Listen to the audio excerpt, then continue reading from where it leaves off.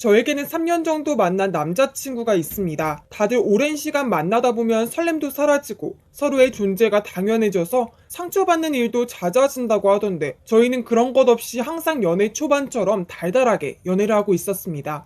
제가 아프다 그러면 아무리 멀리 있어도 죽과 약을 사들고 저에게 달려왔고 아무 날도 아닌데 꽃다발을 한가득 안겨주기도 하고 늘 저를 닮은 예쁜 딸을 낳아 행복하게 살고 싶다는 말을 입에 달고 살았습니다. 저 또한 이렇게 자상한 남자가 제 남편이 되면 참 좋겠다는 생각을 항상 가지고 있었습니다. 저는 사람을 오래 두고 봐야 그 사람의 진 면모를 볼 수 있다는 생각이 박혀있는 사람이라 지금 남자친구와 오래 두고 봤을 때 좋은 사람이라는 생각이 들어 그의 부모님을 만나 뵙기로 약속했습니다. 만나고 있는 사람의 가족분들을 만나는 것은 처음이라 제가 참 많이 긴장했습니다. 그런 저를 옆에서 손을 꼭 잡아주고 부모님은 저를 많이 예뻐해 주실 거고 저 또한 자신의 부모님이 마음에 들었으면 좋겠다며 예쁜 말로 저를 안심시켜 주었습니다. 그의 가족분들은 그이만큼이나 다정하고 좋은 분들이셨습니다. 제가 꼭 며느리가 돼서 좋은 날, 힘든 날 함께 있으면 좋겠다는 말씀에 저도 모르게 눈물을 흘리기도 했습니다. 저희 부모님도 남자친구를 무척이나 좋아하셨습니다. 멀끔한 외모에 키도 크고 선물 고르는 센스도 좋아 부모님도 꽤나 마음에 들어 하시는 눈빛이었습니다. 모든 것이 순조롭게 흘러가는 듯 했습니다. 행복하게 결혼할 일만 있을 것이라고 생각했습니다. 그러던 와중에 저는 친척 언니의 결혼식에 참석하게 됐습니다. 남자친구에게 함께 가자고 하니 남자친구는 매우 안타까워하며 자신도 친척 누나의 결혼식이 있어 참석해야 할 것 같다고 말했습니다. 이런 우연이 있을 수도 있나 생각하며 저는 홀로 결혼식장에 갔습니다. 부모님과 함께 친지분들에게 인사를 나누는데 저와는 한 번도 만나보지 못한 팔촌이 있다며 이 기회에 인사드리자는 친척분들의 말씀을 따라 간 곳에 네, 맞습니다. 남자친구가 서 있었습니다. 남자친구는 저를 보며 소스라치게 놀랐습니다. 저도 마찬가지였고요. 어른들이 원래 알고 지내던 사이였냐며 친척과 가까이 지내면 좋다는 말만 남기고 흩어져 인사하시기에 바빴습니다. 우리는 서로 무슨 말을 했어야 했을까요? 멍하니 서로의 얼굴만 바라보다 비상계단으로 남자친구가 저를 이끌었습니다. 이게 어떻게 된 일이냐며 좌절하는 남자친구 앞에서 제가 할 수 있는 일은 똑같이 좌절하는 일뿐이었습니다. 결혼식이 끝나고 며칠 동안 저희를 연락하지 않았습니다. 누구에게도 말할 수 없었고 헤어지는 것만이 답인 상황이었습니다.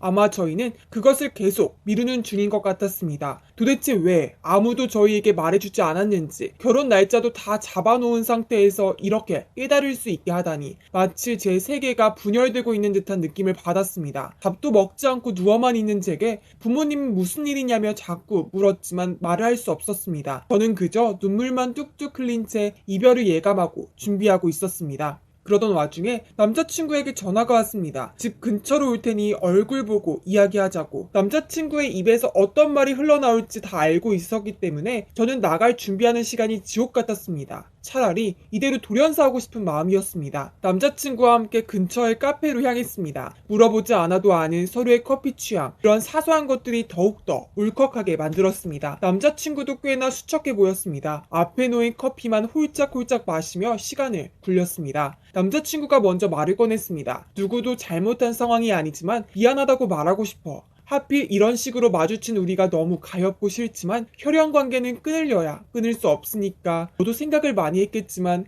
헤어져야겠지. 남자친구의 물기 어린 말에 저도 모르게 눈물을 펑펑 흘리고 말았습니다. 남자친구는 묵묵히 제게 티슈를 건네주며 너는 정말로 괜찮은 사람이니 나보다 훨씬 좋은 사람을 만날 수 있을 거다, 이런 말을 했습니다. 내가 정말로 괜찮은 사람이라 오빠를 만난 거야. 내 인생에 오빠보다 더 좋은 사람은 없어. 그게 우리가 헤어져야 할 이유처럼 번복할 수 없는 불변의 진리야. 말을 하면서도 자꾸만 눈물이 나와 말을 하기가 힘들었습니다. 남자친구도 참기 힘들다는 듯이 이제는 눈물을 훔치려고도 하지 않고 뚝뚝 흘린 채 서로의 앞에 앉아 있었습니다. 도망갈까? 남자친구가 눈물로 얼룩진 얼굴을 하고서 물었습니다. 평소라면 장난치지 말라고 웃었을 텐데 이제는 웃음이 나오지 않았습니다. 남자친구가 진심으로 물어보는 말이라는 걸 알았기 때문입니다. 저도 모르게 고개를 끄덕였습니다. 설령 말이 안 되는 계획이라도 이렇게 허망하게 관계가 끝나는 것을 지켜보기가 두려웠습니다. 약속한 날 짐을 싸들고 나가는 저에게 부모님이 불러세웠습니다. 잠깐만 이야기하자는 말에 묘한 기시감을 느끼며 불안한 감정으로 부모님 앞에 앉았습니다. 부모님은 제 남자친구와 제가 팔촌이라는 사실을 알고 계셨고 더 이상 일을 크게 벌리지 말라고 타이르셨습니다. 저는 오빠를 포기할 수가 없다고 울어버렸습니다. 엄마가 저를 안고 등을 쓰다듬어 내리며 괜찮다고 작게 속삭여 주셨습니다. 아빠는 이별 여행이라고 생각하고 다녀오라고 하셨습니다. 이별 여행이라니요. 얼굴을 보지 않고 매몰차게 뒤돌아서야 이별 아닌가요?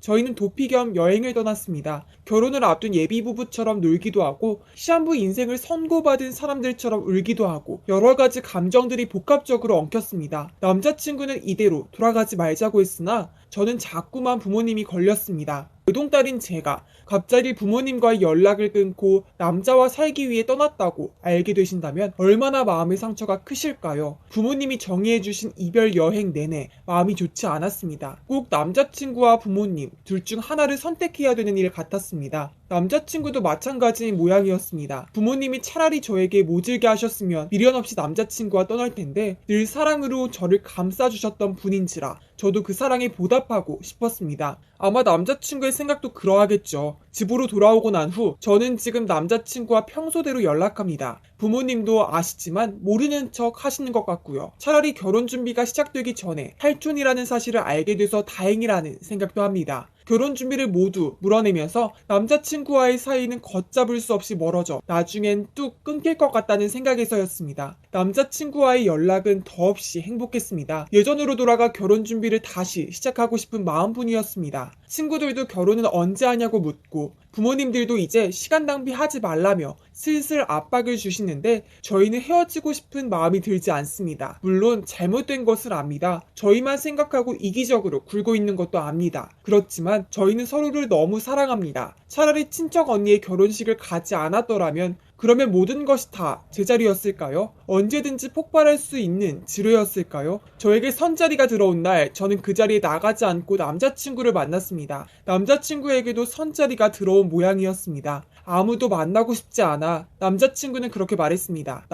저도 대답했죠. 우리가 헤어지면 또 그 나름대로의 삶을 찾겠지? 내가 묻자 남자친구는 고개를 끄덕였습니다. 모든 상황이 우리더러 헤어지라고 하는데 정작 우리는 그것이 싫어 모진 비바람을 맞고 있습니다. 이제는 그만 놔줘야겠죠. 이렇게 서로 만나서 애틋함을 나누는 것은 앞으로의 상처를 더욱 크게 만드는 일이겠죠. 어떻게 해야 할지 모르겠습니다. 사랑하는 사람을 제 의지가 아닌 타의로 떠나보내야 한다는 사실이 너무 지독합니다. 부모님은 친척들에게도 결혼은 없던 걸로 됐다고 잘 마무리했으니 걱정 말고 남자친구와 정리하라고 말씀하셨습니다. 남자친구 쪽도 마찬가지인 듯 했습니다. 결국 우리는 헤어졌습니다. 그날부터 밥도 제대로 안 넘어가 먹지 못하고 밤엔 자꾸만 남자친구가 생각나 자지 못했습니다. 사람 사는 것이 아니었습니다. 남자친구는 어떻게 하고 있을지 걱정이 됐습니다. 그러나 연락 한 통 못한다는 게 서글퍼져 더 많이 울고 말았습니다. 여러 선 자리에 나가도 자꾸만 남자친구와 비교하게 되고 마음에 들지 않고 무엇보다 저는 아무도 만나고 싶지 않았기에 상대방에게 쌀쌀맞게 굴어 부모님을 난처하게 만들기도 했습니다. 시간이 약이라는 말을 믿기로 했습니다. 일을 마치고 오면 바로 침대에 누워 눈을 감았고 출근하지 않는 날이면 방 안에서 꼼짝도 않고 울었습니다. 아무리 이런 생활을 되풀이하고 시간이 흘러갈 수 있게 바라 그래도